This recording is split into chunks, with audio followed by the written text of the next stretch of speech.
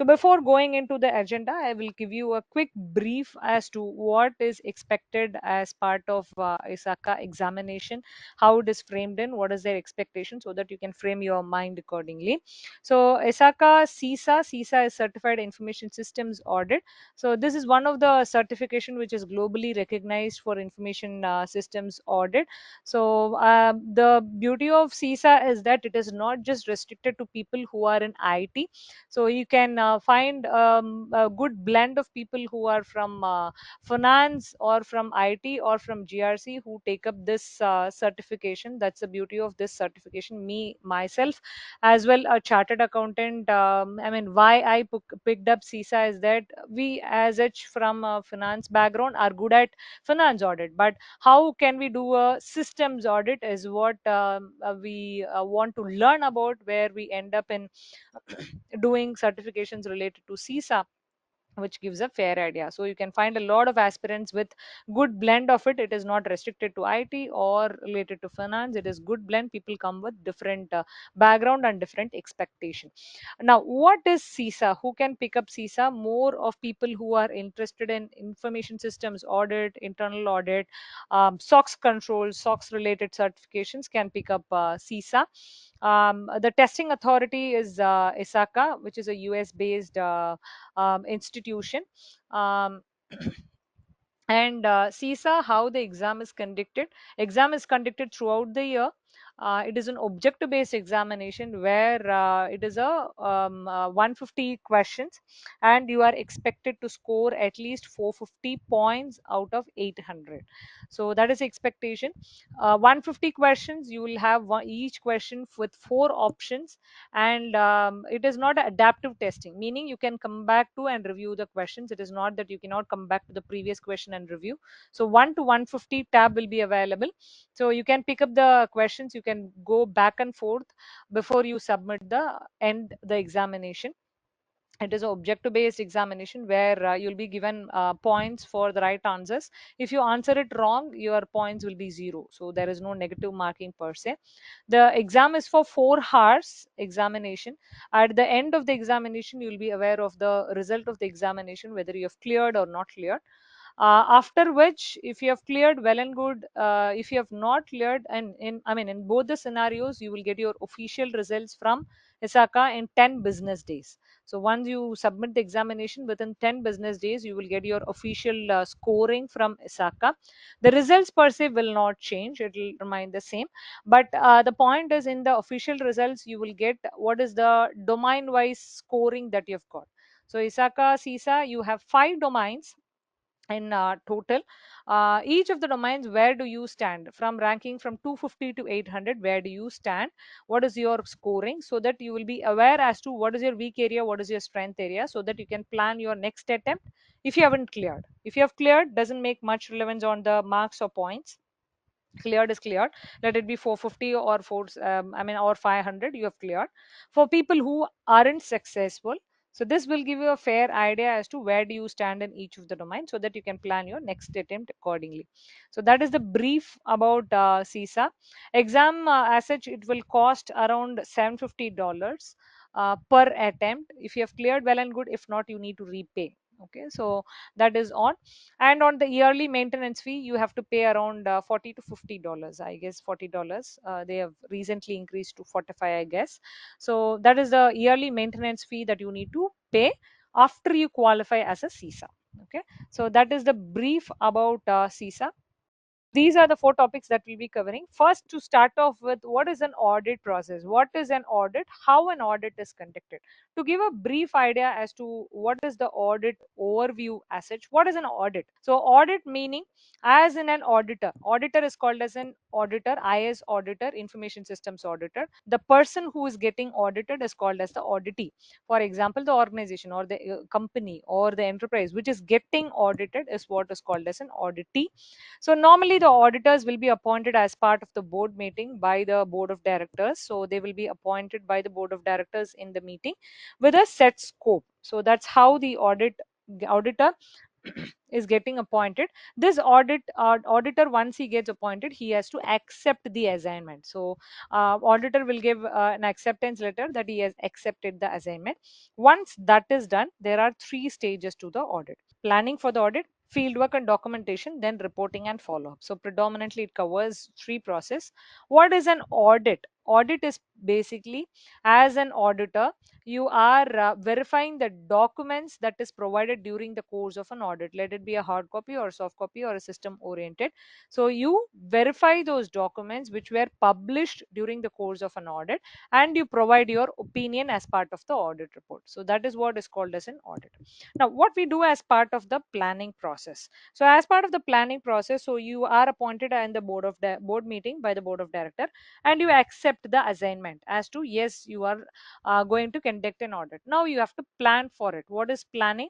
So you have a set scope. So what is that you are going to audit? So you will have a timeline, you will have a set scope based on which you have to assign personnel for the audit and conduct an audit. So how will you plan for an audit? Basically you need to look for what is the background of the company, what the company does, what is your scope in it. You will read the past audit reports of the organization, you will read the current audit reports, what are the issues that have been reported, what are the audit methodology that you're going to follow, what is the various strategies that you are going to follow. So this is what is the planning for the audit. So you will draft an audit program. After you plan for an audit, you will draft an audit program which will say which are the areas of an audit that we are going to do, which are the parties who are going to assign for it. For example, you are going to deploy two resources for this specific audit assignment. So who is going to do what is the timeline for it.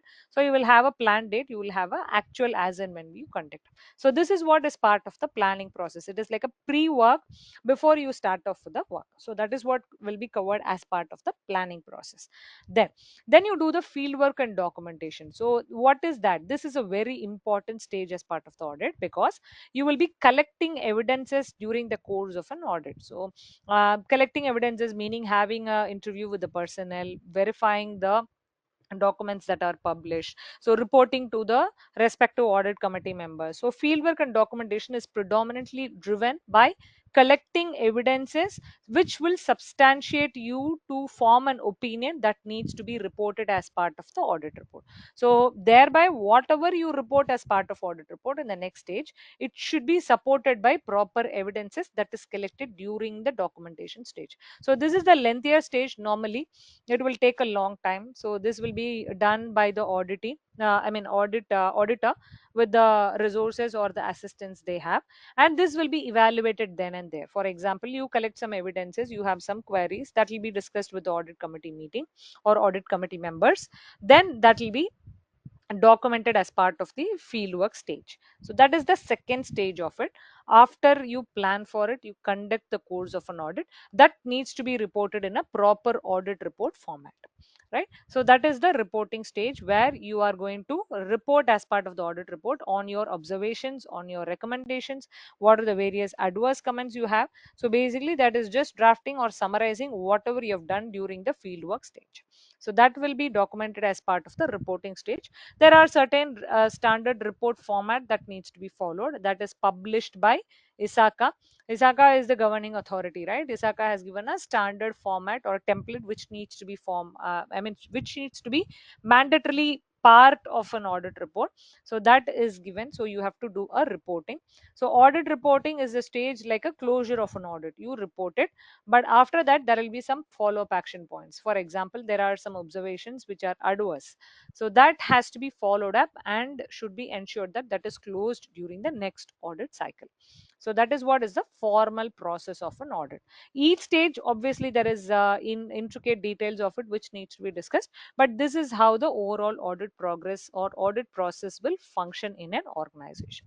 So that is on the audit planning, fieldwork and documentation. There are various frameworks. For example, ITIL, you have auditing and assurance standards which will give a fair idea as to how to conduct an audit. For example, you are a new auditor, you don't know how to conduct an audit, or you haven't conducted an audit before. So there are various frameworks like COBIT or ITIL which will help you to establish how an how an audit needs to be conducted. Okay, so that is on the formal audit process per se. Now, the second topic to understand, what is the basic to be understood as part of as an IS auditor, you need to understand. As an IS auditor, you need to ensure. So, what you are going to do as an IS audit, you are going to evaluate a system. You are given a system, software, or an application where you are going to evaluate whether the system satisfies the need, whether this system is achieving the business objective and thereby protecting the assets of the organization by way of implementing the controls. So when we say this, what is a base for it? What is a pillar for it is called as a CIA. CIA is confidentiality, integrity, and availability. What does it mean? A system should have a CIA. If it doesn't have a CIA, it means it is not protecting the information assets of the organization. So in whatsoever fashion, CIA is the format, or CIA is something that is forms as a pillar, but organization can choose its own way to maintain the CIA. Yeah, so I'll explain to you what is CIA and what are the ways by which this CIA can be managed by the organization. So, what is CIA? Confidentiality, integrity, and availability. Okay, I'll give you a definition for it, then an example to understand it in a better fashion. What is confidentiality? Any system or application should ensure that the assets inside or the data inside is protected by way of authorization, that only authorized users are able to use the system, or to put it in the negative manner, unauthorized access is restricted for the system. That is what is maintaining a confidentiality. As simple as that, we have this go to meeting, right? You people have registered for this webinar, and we have a restricted crowd of 32 to 40 people who have been part of this session. So this session is confidential or restricted only to this 32 to 35 participants. It is not available to general public, right? As we have, so it is like a confidential session that is for the restricted crowd. So those people who have registered, who are the authorized users, are able to attend the session. So that is what is called as a confidentiality. What is integrity? Integrity meaning accuracy, completeness, and consistency. CCA is maintained. Always remember, integrity relates to consistency, completeness, and accuracy. What does it mean? The data is not modified, deleted, or edited either in rest or in transit. There is no lag, there is no unauthorized modification of data. That is what is called as integrity. Integrity, you can link it by integrated to each other. There is no modification or deletion in the mid or at the data which is at rest. That is what is called as a integrity of data. What is availability of data? Data is available to authorized users at all points in time. So data availability is the third pillar of information security, right? So any system that you take, any application that you take, will be following CIA in whatsoever manner the organization has. Okay, so let me take a simple example to understand the CIA trial. Okay, normally a day-to-day life activity, what you do, you go to an ATM, withdraw money, and come back home, right? This is a normal activity that you do. The system that you are using is an ATM. There is some software inside it which you are using. CIA should be part of it. What does it mean? Confidentiality. How it ensures confidentiality? You go to an ATM, put on your card, right? Will it allow to take you money out of it once you put in the card? No, right? It will ask you a PIN or a password or an OTP to fill in. That is what is called as a confidentiality. There is a confidential number that needs to be evaluated. Only then it will understand, okay, the right user is trying to access the system. So authorized users are allowed access, or unauthorized access is restricted. That is confidentiality. Now, once you enter in, you put in the card, you withdraw 1,000 rupees, and you come out. Okay, you check it in your bank statement, it gets reflected immediately. 1,000 rupees, it is not 1,001, it is not 999, right? Exactly the same which you have done is getting reflected because of the system which is called as core banking system, which is integrated to each other. Your ATM system and the one in the core banking, it is integrated. There is no change or modification or deletion in between the transit. So that is what is called as an integrity. Availability of data. Now I am asking, by 9:30, you can you tell me your bank balance? You might not remember. What you'll do, you will have a net banking system. You will log into the system. You can see your balance. So data is available to authorized users at all points in time. Let it be a soft copy, let it be like a passbook, let it be anything. The data is available to the authorized user at all points in time. So that is what is called as the availability of data. So this is how it is established. One more example, as simple as that, you log into Amazon account to place some order. Okay, so that logging in, it is a confidentiality. You will have a login and a password, which is integrating the confidentiality. Then integrity, you're placing an order, you see it in the cart, you order one item, that is what is reflecting in the final page as to the checkout. That is integrity. Third one is availability. At all points in time, you can check it as to where is your shipment, where it, when it is coming, when it will be delivered. That is what is availability of data. So whatsoever, let you take anything across the globe, CIA will be ensured out of it. If not, it means it is not a system which is a secured one. So this is how you need to understand a CIA concept. So you can read through the slide. I mean, this is what is explained as part of the slide. You can read through it. But this is the core principle for CIA. So as an auditor, the first thing that you need to verify as part of the system is to see whether a CIA has been followed in the organization in whatsoever it is manner that is followed. Okay, so that is the first one on the topic which is related to CIA. Now, the next topic which we are going to cover is on the control category. So, as I told, in an organization, to ensure that there is a CIA, there are various ways or controls which needs to be established in an organization to ensure that the assets in the organization are properly protected. So, how do you classify the controls? Controls are classified predominantly as part of CISA into five categories: preventive, detective, deterrent, corrective, and compensating controls in place. So, you need to classify as a control. What can be a probable question as part of the CISA examination? So there is a scenario that is given, and probably they might ask you whether it is a preventive, detective, or a deterrent, or a corrective, or a compensating control in place. So you need to understand the concept. One. Second, the second thing, you need to apply those concepts in a scenario and try to find out what is the type of a control it is established. So that is the next one. So what is a preventive control? What is a preventive control? Preventive control is something that discourages the hacker or attacker in giving an incident, in conducting an incident, or it is a control before the happening of an incident. Okay, let me tell you what, give an example for it. What is a preventive control? Preventive control is like restricting accesses or having a role based access in an organization, that it is not allowed to everyone. You have a role based access in an organization. RBAC, which is a preventive control in place. Okay, it prevents unauthorized access to enter into. Okay, second thing is a CCTV camera. Okay, what is a CCTV camera? CCTV camera, it does it mean that if you have a CCTV camera, there will not be a theft that will be happening in an area? Doesn't mean so. So but it discourages the hacker or attacker to conduct an incident. Both are classified as a preventive control in place. So whenever there is a preventive measure or a proactive measure that is taken by an organization to prevent future incidents in place or prevent the incidents in place, that is called as a preventive control in place. Inhibit or impede attempts to violate security policy and practices. Encryption, user authentication, wall construction, doors are examples of a preventive control in place. A part of a preventive control is deterrent control. Deterrent control is also a preventive control in place, or it is part of preventive control. But what is specifically deterrent? Meaning a warning signal. Okay, deterrent meaning a warning signal. What is a warning signal? If you have seen it, this area is under CCTV surveillance. Okay, or restricted area, server rooms, you would have seen it outside. Restricted area, only authorized people are allowed to enter in. That is a deterrent control. It is a warning signal. Okay, one more example. If you have seen in apartments, right, beware of dogs.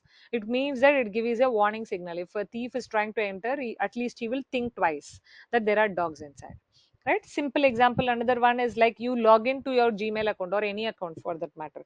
You put in your passwords wrong for two times. It will ask you have already put in password wrong two times. Next time if you attempt it, your account will be locked. You will give a dialog box or a warning dialog box, right? That is also a deterrent control. So deterrent, basically it gives a warning signal. It is also classified as a preventive control in place. So you need to understand it. Once you understand the concept, you have to master it. How will you master it? Practice more mock questions in place so that you become comfortable in a specific topic. Okay, what is a detective control? Detective control is not going to stop an incident from happening, but it will detect the incidents. For example, a fire alarm, water detector, right? All these are detective control. It is not that it will prevent. If you have a fire alarm, doesn't mean that you will not have a fire. If you have a fire, it will detect it properly.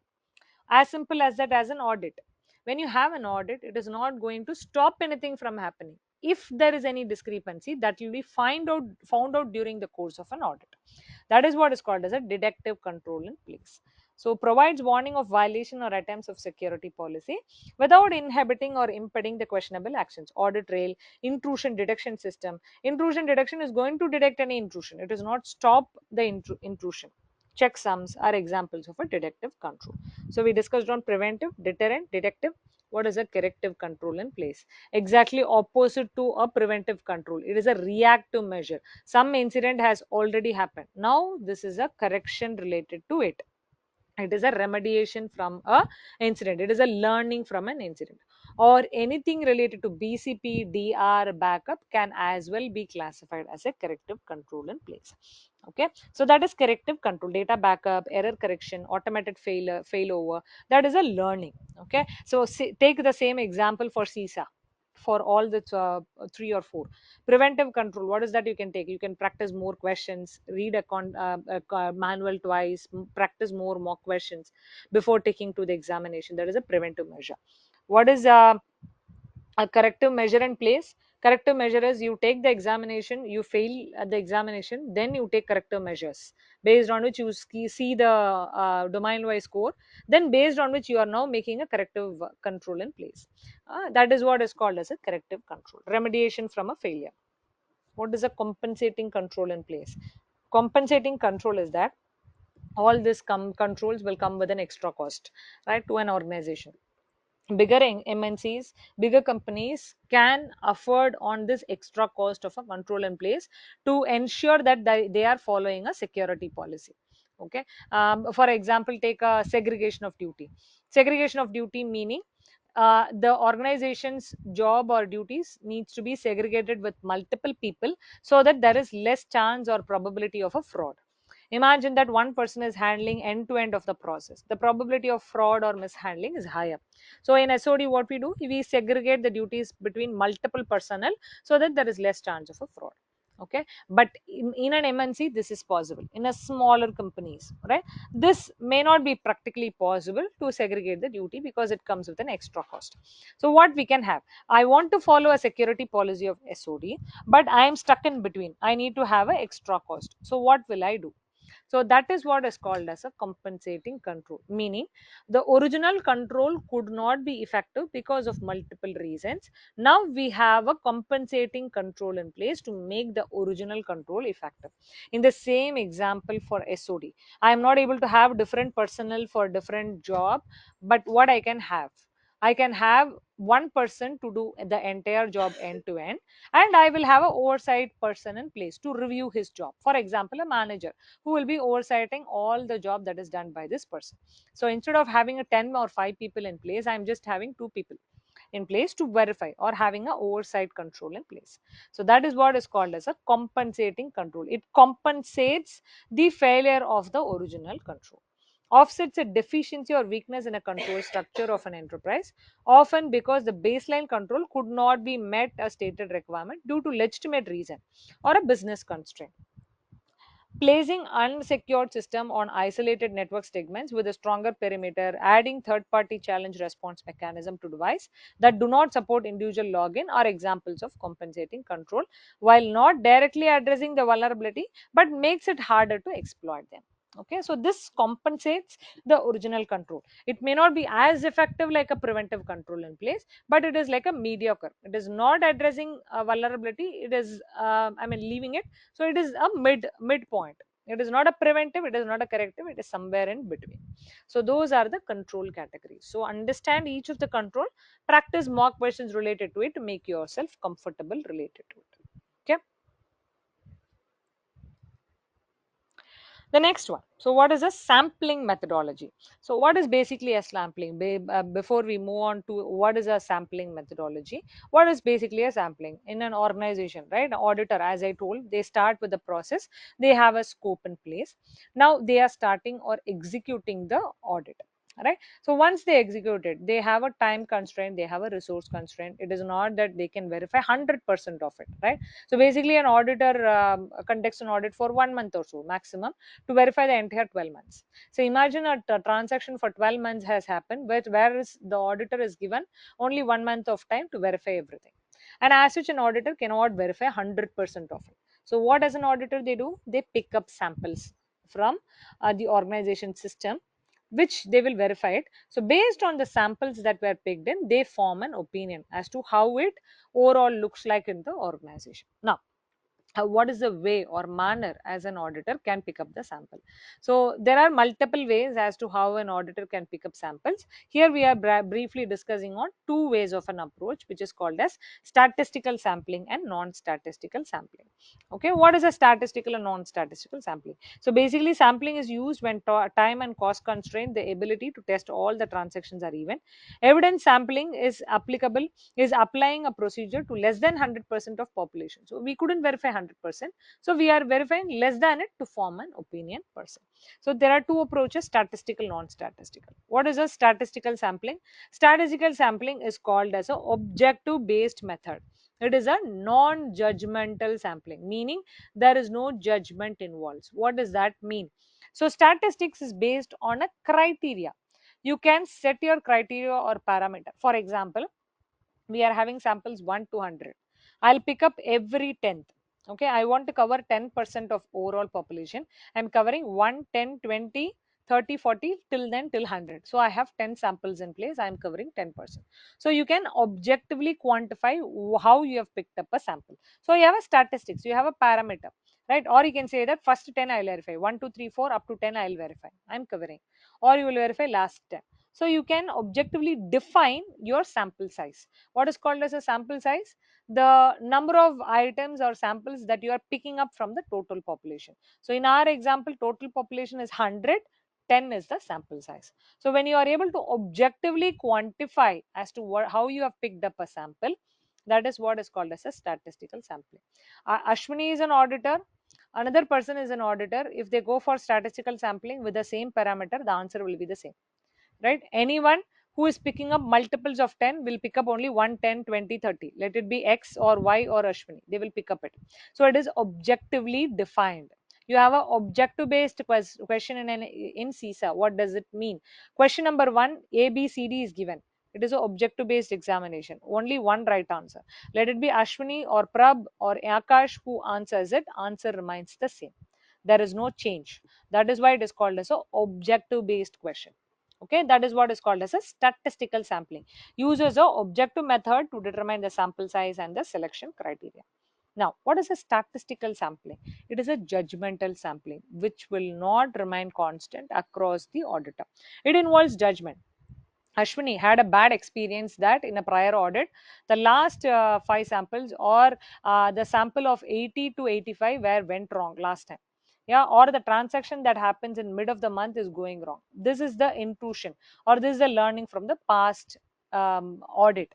So it involves a judgment. So auditor can still pick up 10 samples, but how he or she picks up will differ. And you cannot objectively define. You cannot ask me, Ashwini, what is the method by which you have picked up 80 to 85? It can be a random one. I felt there might be some discrepancy there. It involves a judgment. There is no standard criteria or way of an approach there.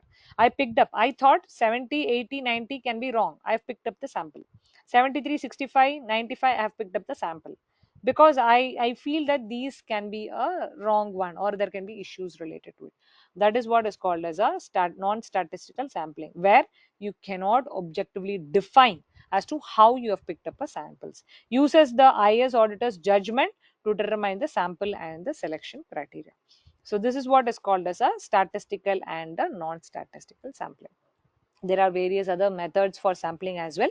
These are the broad categories for sampling. So first we discussed on what is CIA, then we discussed on what are the control categories. Now we are discussing as to what are the various sampling methodologies we can go through. So this is what is the classification for sample size. Statistical sampling uses the mathematical law of probability. You can define it mathematically, how you have defined a parameter. Calculate the sample size, select the sample item, evaluate the sample results and make inference. make the assumptions, and conclude based on the sample results. IS auditor quantitatively decides how closely the sample should represent the population, and the number of items in the 100 the sample should represent the population. For example, deciding on 20%, 30%, 40%. So you can define it. Valid statistical sampling or mathematically quantifiable. As I told, multiples of 10, first 10, last 100. So you can quantify as to how we have picked up the sample. Non-statistical uses auditor judgment to determine the method of sampling, the number of items that will be examined from the total population sample size, and which items to select. These decisions are subjective judgment as to which items transactions are most material and most risky. What is subjective based? For example, examination is subjective based. You are given as to what is CIA. You cannot expect the same answer word by word from each of the people. They might answer it right. Okay, every answer can be right, but there is a different way of an approach and writing, right? That is what is a subjective examination, an essay type examination or a return examination, where the answers key, you can bring in the same answers, all answers can be right, but wrote in a different manner, right? That is what is called as a subjective approach. So non-statistical sampling is of one category, which is a subjective based judgment. Okay, so these are the concepts that we have covered. I have around 3 to 4 sample questions. So one way of an approach or one best method for to attempt all these certifications is that there is a 5 or 6 steps that you need to follow under each question. Okay, so you can just look for why you are given 4 hours for 150 question. Fairly, who doesn't have an idea as to how this certification work may think that this 4 hours is too much of a time to complete the examination. But actually, 3 to 3.5 hours of time will take to answer these questions. Okay, 1 minute or so for each of the question, where you need to read the question, analyze it, look for what is the right answer, then put in the right answer. It is not going to work in an option like inky pinky pocky, right? So you need to analyze, read the question, bringing the concept in place, then answer the question. Okay, so what is a way of an approach? So you see the question, first read the question with the options, I mean plain reading of English. Then look for which domain the question is asked for, which concept is what they are testing. Okay, now as you know, okay, as we practice now, you will know that either the question is going to be from CIA or control categories or from sample size, right? You are restricted only to 1% of the topics as part of CISA, right? Even less than 1%. But in the examination you have 5 domains. You need to look for what is the topic that we are testing. Then identify the keyword in the question. What is the stage of the question? Most important, least important. What is the next stage? What, how the auditors will conclude? Identify the keyword. What is that they exactly expect from your end? Okay, let it be, is it from auditor point of view or it is from management point of view? The stage of the question, look for it. Look for the stage of the question. Now, each of the question, if you have read a question bank question in ISACA, they will not just stop by saying that this is the right answer. Further to it, in the bottom, if you see, they will provide justification, not just for the right answer, for wrong answers as well. That is the cherry on the cake. That is very important, because it is not just, you know, you need to understand why an answer is right, as well you need to know as to why the other options are wrong. Okay, so this is what is called as a elimination approach. A, B, C, D options are given. You need to justify yourself in saying B is the right answer first by eliminating A and C is not the right answer because of so and so reason, then D is not the right answer because of so and so reason, then that's the reason I have finalized on B. This is how you need to approach a question. Read the question, identify keyword, look for the options, keep eliminating the wrong answers, then look for the final answer. Now the questions which I'm going to look for may not be that tough enough to be tested in the examination, but this is how the exam approach should be for each of the question. Most of your confusions will be answered if you follow this approach for each of the question. So your patience level is required for each of the question to ensure that you answer the right one. Which of the following best represents the integrity component of a CIA triad? Encrypting sensitive data during transmission, ensuring that only authorized users can access the data, implementing a backup system to restore the lost data, using hashing to detect unauthorized changes in the data. Okay, the question is testing on the integrity component of the CIA triad. So we read that the integrity is relating to editing the data or modifying or deleting the data. So that is what is related to the integrity component. Now we will read the options. Encrypting sensitive data during transmission. Okay, so that is one of the options. Ensuring that only authorized users can have access to the data, that is relating to the CIA part. Encrypting sensitive information during the data is also relating to confidentiality. Implementing backup system to restore the lost data is relating to the availability part. So once original data is lost, ensuring that the data is available to the right users, we have a backup in place so that the data is available even if the original data is lost. Using hashing to detect unauthorized changes to the data. So unauthorized changes is the keyword by which you need to find that that is what is relating to the integrity component. So just not finalize on right answer, also look for the justification as to why the other options were wrong. So that's how you need to be matured enough to while writing the examination. So the correct answer for this is D, using hash to detect unauthorized changes to the data. One more question. An IS auditor should use statistical sampling and not judgmental or non-statistical sampling when probability of errors must be objectively quantified.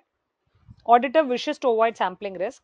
Generalized audit software is unavailable. Tolerable error rate cannot be determined.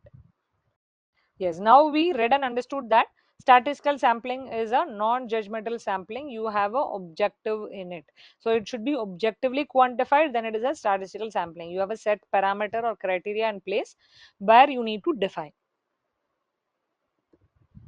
So A is the right answer, where probability of error must be objectively quantified. So that is a keyword, by which keyword in the question is statistical and not judgmental sampling. So A is the right answer here. So you need to understand the concept of what is a non-statistical and statistical sampling, and in the given scenario you need to apply that concept to find the right answer. Okay, one question. Now, the question is on a control category. What they are asking is a detective control in place. So you just should not stop with understanding what is a detective control. You need to look for as to what the other means. A firewall that protects unauthorized access attempt is a preventive control in place. Backup system that restores the lost data is a corrective control in place. Then password policy that requires complex passwords. So all the security policies, all those are preventive control in place. So it is not A, B, D. C, a motion sensor that triggers an alert when movement is detected in a restricted area is a detective control. Motion sensor will not prevent an incident from happening. As well, it is not a corrective control. Once there is a motion, it will detect it and give an alarm per se. So it is a detective control in place. So the option is C is the right answer. So here the test is not just on detective control. You need to understand what is a corrective, preventive, and a detective control in place. Unless otherwise you have a complete clarity on it, it will be tough to attempt these kind of questions. Okay, so the questions will be even more tougher giving a scenario, because as an auditor you are expected to have a certain level of a knowledge, so that will be tested. But this is how the questions will be framed, and this is how you need to understand the concept and apply it. How will you gain this? First, gathering the knowledge, trying to apply the knowledge in the scenario, and practicing more. So it is like a journey. It will not happen over time, or it will not happen over day, it will happen over time. Okay, so this is how the questions that you need to look for, or you need to concentrate on a specific topic and finalize.